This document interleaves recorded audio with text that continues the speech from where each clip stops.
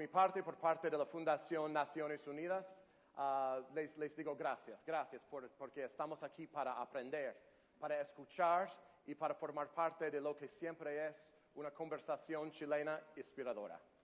And don't you worry, I will not speak to you in my very North American Spanish today. I'm going to speak to you in English, but I do want to reiterate that on part of the United Nations Foundation, of all of us, I believe, who are here as guests in Chile, it is an honor to continue to learn from a conversation that matters. A conversation, as we heard from Marcus a few minutes ago, is a conversation of great significance. My duty today is to challenge us, and so I will be here for a few brief minutes to talk about what is possible when, as we heard from our UN Foundation Global Entrepreneurs Council members, Sergio and Ingrid, what can be done when people of innovation and people who are entrepreneurs, people who want to change their world for better, align with the greater world. Let's go to the next slide. We believe at the United Nations Foundation that each one of us here is part of this community. And for sure in Chile, we have seen that you are part of this community that defines itself as the new media that are part of that great global convening that's happening today. Let's go to the next slide. We believe here in Chile, in Latin America, throughout the world, we believe that we are living in an era of digital evolution, an evolution we heard about this morning from Andrew, an evolution that, whether it be from the banking sector or a host at El Mercurio, a digital evolution that is touching every one of our sectors. It's a digital evolution that is also changing the way we define some words, including philanthropy.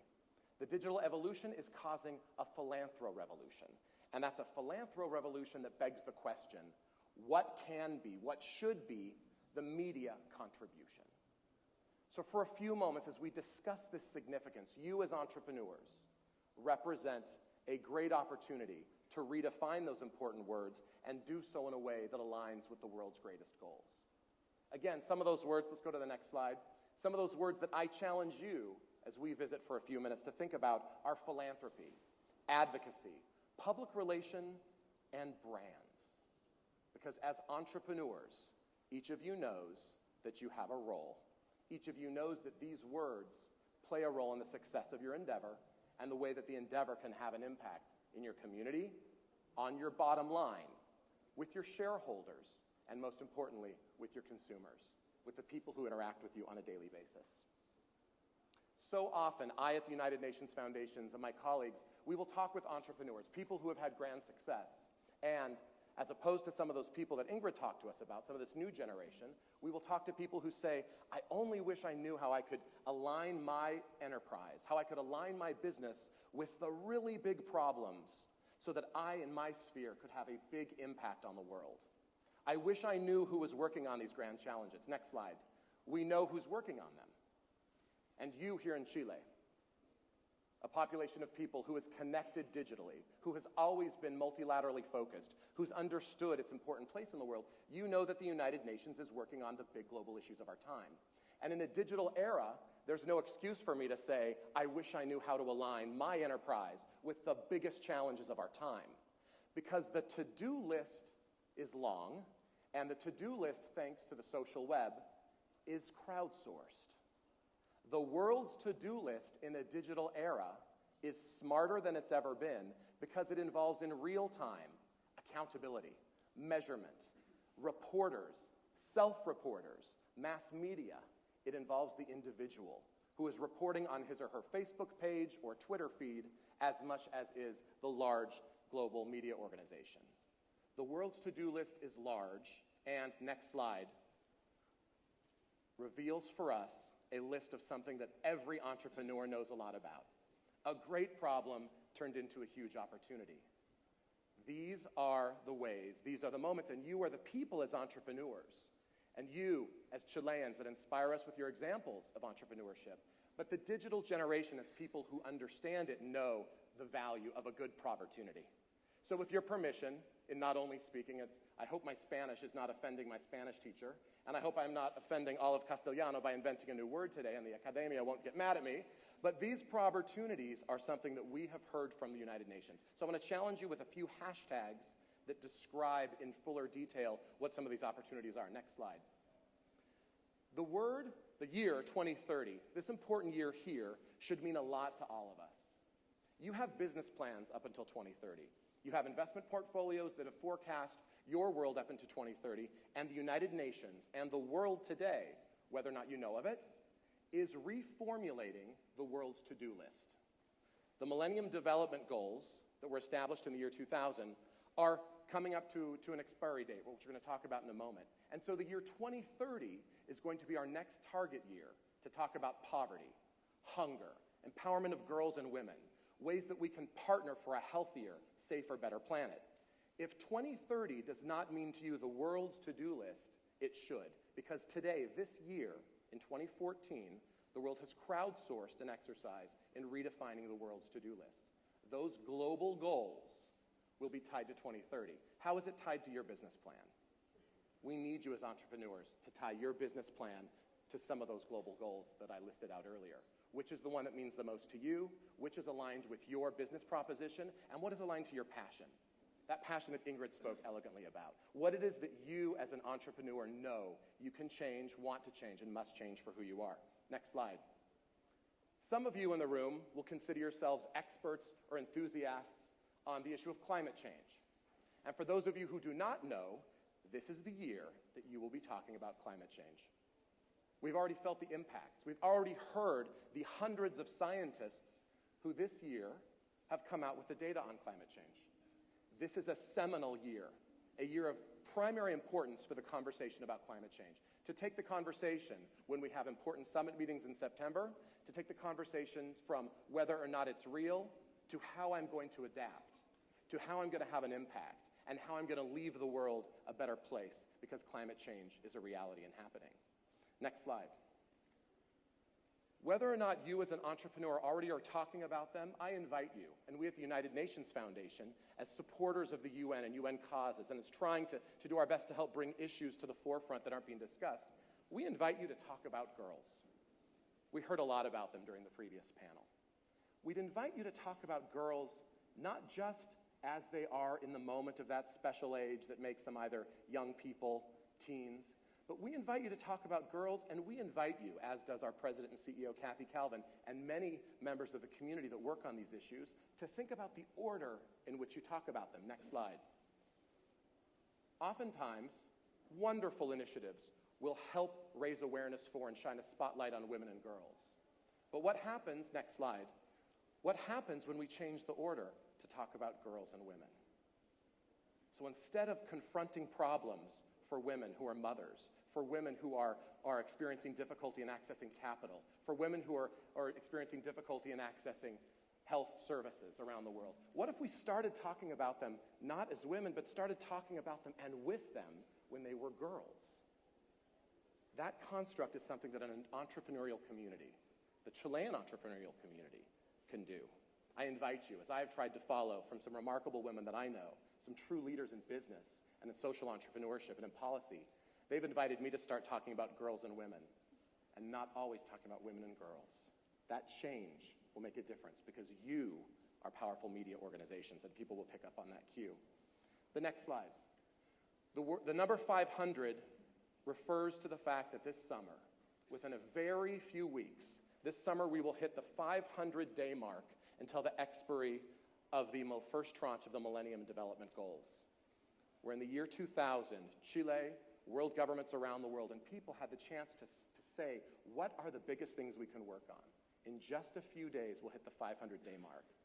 What will your enterprise be doing to help us achieve those goals? What will be your role in helping us achieve them? The next slide, please. Because those questions will ask whether or not your enterprise can have a bigger impact on those issues, a broader impact on those issues, because you've been part of a conversation, not a political conversation, but a movement of people who have a global mindset. This means, next slide, in an era of more access, of better information, entrepreneurs can be those who call for greater transparency from our governments, greater transparency from a United Nations system, and greater transparency in the NGOs and civil societies that are working on these issues. If the call comes from entrepreneurs, people will heed the call. Next slide. Because we believe that you understand how to create ambassadors, brand ambassadors. You know how to build partnerships, and you know how to make the connections that can fuel these important moments. We saw a great example of that around the world and here in Chile. Next slide. When just last year, a phenomenon, a movement began called Giving Tuesday, when, as consumerism is in its very height, at the climax of the shopping season around the holidays, a number of people, including hundreds in Chile, said, we want to give back while we're opening up our wallets to give gifts. Un Día para Dar and Giving Tuesday opened up a new conversation on philanthropy and invited companies to be more aware and to articulate better the causes they support. So that while you were shopping at your big store or at your small enterprise or on your phone, your consumers were asking, I love you, I'm loyal to you, and I like your price, but I would be more loyal to you if you articulated your cause. We view the Giving Tuesday and Día para Dar example as a great indicator of how this philanthropy movement is changing. Next slide, please. We'd invite you, as I pull out these big questions that we want you to think about today, about this phrase. You probably hear this phrase every day, either from investors, board members, peers, that we should be focused on young people. We really should be focused on young people. Well, if you're asking that question, you have not been listening. Not only should you be focused on young people, but next slide, because we're in a world of 7 billion people, we had a reminder of that this morning, a world that has never been so large. Next slide. This is the breakdown. We heard from our sponsor who talked about the changes, the trends in how young people are accessing banking services. This is the breakdown of those young people. Next slide. 43% of the world is under the age of 25. The entrepreneurial community, you, those who are driving change in the business community here in Chile, need to be reminding the world that 43% of our world is under 25. It's never been so big. It's never been so young. Next slide. Again, which is why we invite you to help us recreate what can be this new philanthropy, so that instead of it just being the top businesses of our day who are leaders and who are generous and who are globally minded, that the new philanthropy can come from the entrepreneur, people who do care, who are passionate, and who can drive issues. Because for me, the face of the new great philanthropist, next slide, is this face. Esta es la cara. This is the new philanthropist of our day. She's young. She grew up with the internet in her home. She has a cell phone, as much as her parents didn't want to give it to her yet. She's globally connected. She knows where Malawi is. She knows a lot about Malawi, as maybe did a girl 25 years earlier, but she's probably been on a G+ hangout with someone from Malawi. That's the difference. And she has an influence of hundreds with her voice.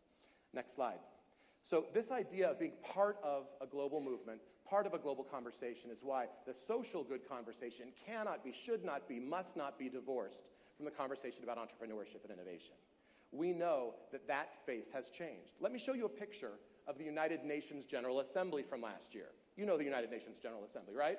A bunch of politicians, lots of interesting people, national dress, a lot of pomp and ceremony. Here's a picture from last year's. Except there's new actors there. And this, at the Social Good Summit, with our friends from 92Y, Mashable, the Bill and Melinda Gates Foundation, and UNDP, the UN Development Program, this is what happens alongside the UN General Assembly now. Bloggers, moms and dads, teen girls, fellows from around the world, journalists are driving the conversation. So that happened, next slide, in New York. But thanks to the social web, next slide, this is where the most active participation was taking place. The rules of engagement, the rules of convening, mean that you, the entrepreneurs in these places, you with your B2B connections, you with your centers of influence, you with your voice, have the ability to enter the United Nations conversation through these places. Next slide. We, as part of the Plus Social Good community, are grateful to see what's happening here with Meet Latam. We're grateful to see that there are networks of networks whose doors are open to entrepreneurs, probably because it was an entrepreneur that opened them for the first place. We believe that you are the people who understand the grasp and what can be done, again, in our mission of the UN Foundation, of supporting the UN and global causes, because never should it be said that no one gave you the opportunity to say, I just wish I could align my venture, my entrepreneurial project, my company here in Chile. I wish I knew how to align it with the global goals, because, next slide, the opportunities are right in front of you. You made up the global list. The United Nations made up the global list. It's been crowdsourced, it's been convened, it's been consulted. It will continue to develop. But that opportunities list, next slide, is why we're living at a world milestone moment. And it's a true opportunity for Chile. A Chilean moment where you've started conversations and where the Chilean voice can be an important part of that global conversation. Next slide. We're grateful for your example. We're grateful to be here to learn. And we're grateful to see what the Chilean entrepreneur will do to help make un mundo mejor. Muchas gracias.